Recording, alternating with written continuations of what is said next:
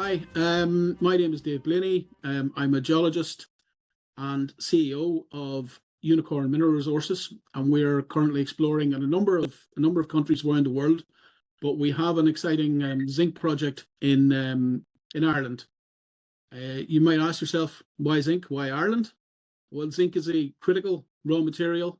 It's essential for the modern economy. It's used in the manufacture of brass and die casting, in zinc ore batteries, but it's also essential for the green economy, including wind turbines and the electrical infrastructure, pylons, etc., to carry the power from turbines is must be galvanized. Otherwise, it wouldn't last very long. Steel structures in the extreme environments that green energy will be derived from really require to be galvanized and require zinc. Zinc is the essential component for this. So, looking for zinc, fine. Why Ireland? Well, Ireland for Unicorn is a no-brainer. It's Ireland's in our DNA. It's our own backyard. We know and we understand the Irish geology, the Irish scene in terms of government, in terms of regulation. Ireland is one of the world's premier zinc regions. It is the most fertile terrain on the planet in terms of zinc per square kilometre. It's got prospective geology. It's got great deposits. Irish type zinc deposits tend to be large, tend to be high grade, and they tend to produce a very clean concentrate. That, in conjunction with a stable, mining-friendly government, contributes to make Ireland one of the best locations to explore for zinc deposits. We also have a highly educated workforce. It tends to be consistently highly rated by the Fraser Institute in exploration destinations, and it's got high quality infrastructure and proximity to the European smelters.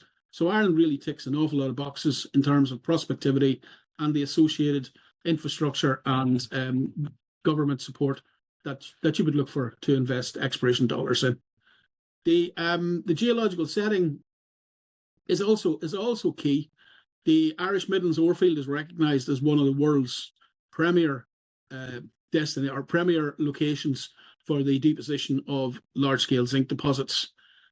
It has a relatively short history when you compare to some of the areas. It's been explored for the last 65 years. The first deposit discovered was Tina in 1959, and it went into production in the early 60s. And throughout the 60s, there were a number of significant deposits and occurrences discovered that really made the Irish Orefield a premier location. And in 1969, the giant Navan deposit was discovered, and that's still in production today. That went into production in 1976, and it's still in production today and one of the world's largest deposits of lead zinc. But the Irish Midlands Orefield over the last 65 years has the exploration activity has waxed and waned depending on various unrelated influences, including the metal prices, government sentiment in the 70s when socialist governments were more in vogue, and they played around with various regulations that made it undesirable. But it's recovered for all these things, and what the underlying principle is that this area is highly prospective and continues to be highly prospective. The Orefield itself is lower carboniferous in age. The deposits are hosted by limestones.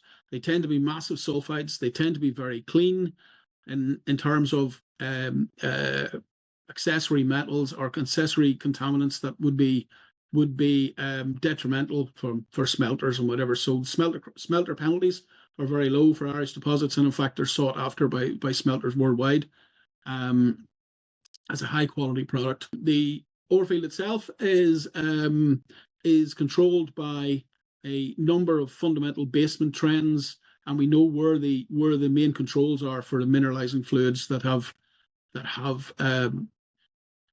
controlled the distribution of the mineralization.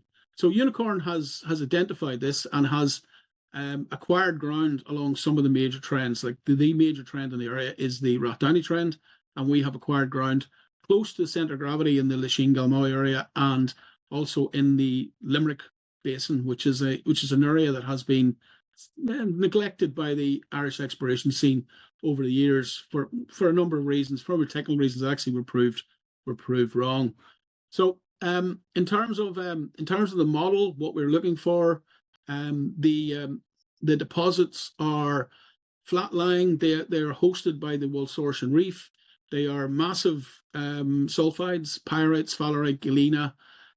They also now have a significant endowment of copper and silver, particularly in the more recently discovered deposits. We're seeing some very, very high grade silver and copper mineralizations in the Limerick province at Ballywire. Also copper silver mineralization in Minko's recent discovery at Rapla near Galmoy. But they tend to be flat lying. They tend to be hosted at the base of reef. Unicorn is not a big company. We are not going to go drilling deep holes. So one of our targeting criteria has been to look for regions where the target horizon is less than 300 meters. So that's really been our limit, and we've been quite successful in this. We've identified very highly prospective ground in two discrete blocks, the Lachine block and the Kilmallock block, that have well-developed Woolsortian Reef, target depths of less than 300 meters, and historic exploration activity has indicated significant potential for mineralization, but has not negated the prospectivity of the areas. It's not completely tested these areas, so we have really good opportunities to come in and build on historic work, and to hopefully discover something in this ground. So Ireland ticks a lot of boxes in terms of its infrastructure, its prospectivity, its government regulations. So it's a no-brainer. It's a place that a company like Unicorn, with its roots in Ireland, would obviously look to explore, and we think we've got significant opportunities to find the next big lead zinc deposit, and to move the company forward that way.